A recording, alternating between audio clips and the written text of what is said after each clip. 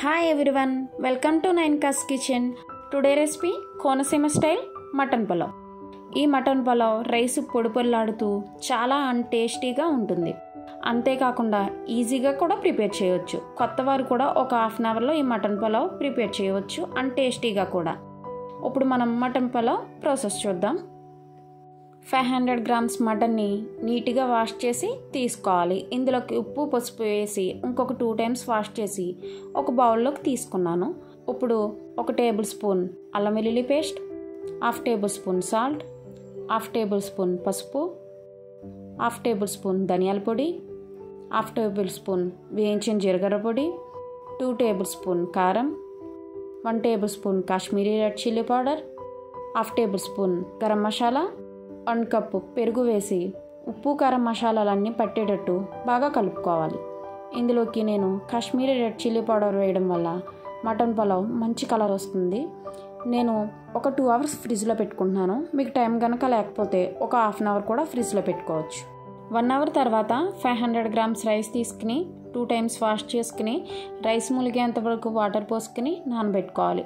500 grams మటన్కి 500 grams rice పర్ఫెక్ట్గా సరిపోతుంది.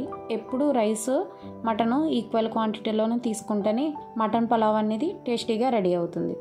Half an hour తర్వాత స్టవ్ ఆన్ చేసి కుక్కర్ బాండి పెట్టి 4 స్పూన్స్ నెయ్యి వేసి నెయ్యి హీట్ అయ్యాక బిర్యానీ హోల్ గరం మసాలాని ఇందులోకి వేసుకుని ఫ్రై చేసుకోవాలి. నేను కంప్లీట్గా నెయ్యి మాత్రమే వాడుతున్నాను. మీరు 2 స్పూన్స్ నెయ్యి 2 స్పూన్స్ ఆయిల్ కూడా వాడచ్చు. సన్నగా కట్ చేసుకున్న ఆనియన్ పీసెస్ని 1 కప్పు ఇందులోకి వేసుకుని గోల్డెన్ బ్రౌన్ కలర్ వచ్చేంత వరకు కలుపుకుంటూ ఫ్రై చేసుకోవాలి. ఆనియన్స్ ఇలా గోల్డెన్ బ్రౌన్ కలర్ వచ్చాక పచ్చిమిర్చిని చీరికల కింద చేసుకుని వేసుకోవాలి. పుదీనా కూడా కొంచెం వేసుకుని ఫ్రై చేసుకోవాలి. ఈ 2 ఇలా ఫ్రై అయిన తర్వాత మీడియం సైజ్ టమాటాని చిన్న ముక్కల కింద కట్ చేసుకుని కలుపుకుంటూ ఫ్రై చేసుకోవాలి. ఇలా 2 మినిట్స్ ఫ్రై చేసుకుంటే సరిపోతుంది. టమాటా పూర్తిగా ఫ్రై అవ్వాల్సిన అవసరం లేదండి. కొంచెం టమాటా మెత్తపడితే సరిపోతుంది. ఇప్పుడు మనం మ్యారినేట్ చేసుకున్న మటన్ కూడా ఇందులోకి వేసుకుని కలుపుకుంటూ ఒక 2 మినిట్స్ ఫ్రై చేసుకోవాలి.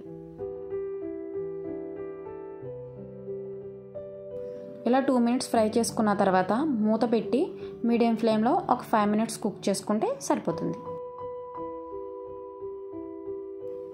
5 మినిట్స్ తర్వాత మూత తీసి చూస్తే మటన్ నుంచి బాగా వాటర్ రిలీజ్ అయింది. ఇలా రిలీజ్ అయిన దాన్ని ఒకసారి కలుపుకున్న తర్వాత 1 కప్పు వాటర్ పోసుకుంటున్నాను. ఇలా పోసుకున్న తర్వాత ఇంకొకసారి కలుపుకొని కుక్కర్ మూత పెట్టి ఒక 4 విజిల్స్ వేయించుకుంటున్నాను మీడియం ఫ్లేమ్లో. మీరు తీసుకున్నది మటన్ కనుక ముదురుదైతే ఇంకొక 2 విజిల్స్ వేస్తే సరిపోతుంది. 4 విజిల్స్ తర్వాత ప్రెషర్ మొత్తం పోయాక మూత తీసి చూస్తే మటన్ చూసారా బాగా స్మూత్గా కుక్ అయింది. ఈ విధంగా కుక్ అయిన దాన్ని వేరొక బౌల్లోకి తీసుకుని పక్కన పెట్టుకోవాలి. మటన్ ఎప్పుడు రైస్లోకి వేయకూడదండి, ఎందుకంటే వేస్తే మటన్ ఆల్రెడీ కుక్ అయిపోయింది కాబట్టి మొత్తం విడిపోతుంది. ఇలా తీసుకుని పక్కన పెట్టుకున్న తర్వాత ఇందులోకి ఇంకొక 2 గ్లాసెస్ వాటర్ పోసుకుంటున్నాను. మనం 2 గ్లాస్ రైస్ తీసుకున్నాం కాబట్టి 2 గ్లాస్ వాటర్ సరిపోతుంది. ఇందులోకి జీడిపప్పు, సాల్ట్ 2 టేబుల్ స్పూన్స్ వేసుకోవాలి. మీరు సాల్ట్ కనుక ఎక్కువ తినే వాళ్ళు అయితే కొంచెం ఇప్పుడు ఈ స్టేజ్లోని వాటర్ టేస్ట్ చూసుకుని అడ్జస్ట్ చేసుకుని వేసుకోవచ్చు. వాటర్ రోలింగ్ బాయిలింగ్ అయ్యింది. ఇప్పుడు నానబెట్టి పక్కన పెట్టుకున్న రైస్ని ఇందులోకి వేసుకోవాలి. మనం ఆల్రెడీ రైస్ నానబెట్టుకున్నాం కాబట్టి 1 కప్ రైస్కి 1.5 గ్లాస్ వాటర్ సరిపోతుంది. ఇలా ఒకసారి కలుపుకొని మూత పెట్టి ఒక 5 మినిట్స్ మీడియం ఫ్లేమ్లో కుక్ చేసుకోవాలి. 5 మినిట్స్ తర్వాత మూత తీసి చూస్తే రైస్ 50% కుక్ అయిపోయింది. ఇప్పుడు మనం కుక్ చేసుకుని పక్కన పెట్టుకున్న మటన్ని ఇందులోకి వేసుకుని వీడియోలో చూపించిన విధంగా 1-2 సార్లు ఈ విధంగా కలుపుకొని మూత పెట్టి ఒక 4 మినిట్స్ సిమ్ ఫ్లేమ్లో కుక్ చేసుకోవాలి.